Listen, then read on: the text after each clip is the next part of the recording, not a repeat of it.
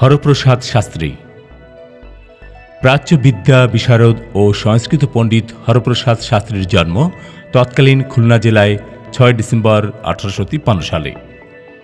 তিনি অগ্রজের বন্ধু ঈশ্বরচন্দ্র বিদ্যাসাগরের আশ্রয়ে থেকে সংস্কৃত কলেজে 7ম শ্রেণীতে ভর্তি হন।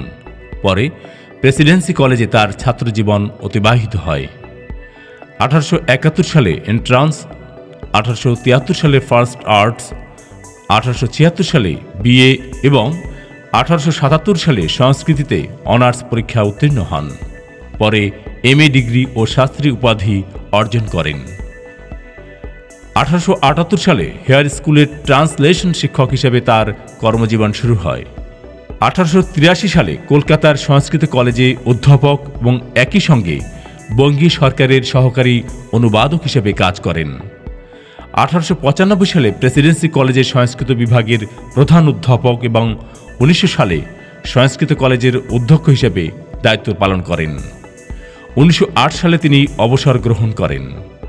1921 সালে তিনি নবপ্রতিষ্ঠিত ঢাকা বিশ্ববিদ্যালয়ের বাংলা ও সংস্কৃত বিভাগের প্রধান অধ্যাপক হিসেবে যোগদান করেন।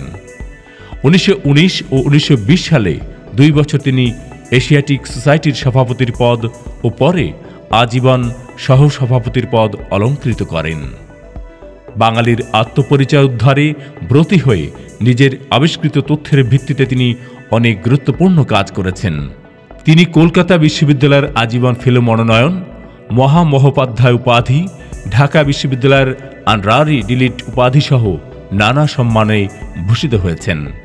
17 নভেম্বর 1931 সালে তিনি মারা যান।